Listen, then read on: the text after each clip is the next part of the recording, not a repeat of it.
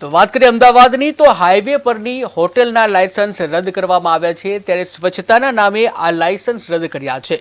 કોંગ્રેસના મુખ્ય પ્રવક્તા ડોક્ટર મનીષ દોશીનું નિવેદન સામે આવ્યું છે, જેમાં કહ્યું ગુજરાતનો એસટી વિભાગના ખસ્તા હાલત છે, ત્યારે એસટી વિભાગની કેન્ટીન કેમ યોગ્ય ચાલતી નથી? વ્યાજબી ભાવે મળતા ફૂડની ચકાસણી કરાશે? હાઈવે પરની હોટેલના ઠેકેદાર સાથે કોણે વાંધો પાડ્યો છે? ત્યારે ભાજપે બસપોર્ટના નામે ભ્રષ્ટાચાર કર્યો છે. આવો જોઈએ મનીષ દોશીએ શું કહ્યું.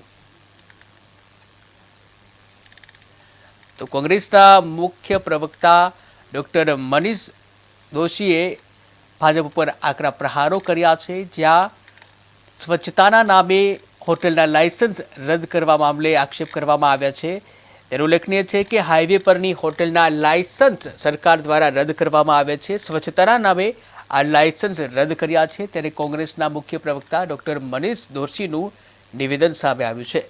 ગુજરાતનું એસટી વિભાગ ખસ્તા હાલતમાં છે, ત્યારે એસટી વિભાગની કેન્ટીન કેમ યોગ્ય ચાલતી નથી તેવા પણ આક્ષેપ કરવામાં આવ્યા છે. વ્યાજબી ભાવે મળતા ફૂડની ચકાસણી કરાશે કે નહીં?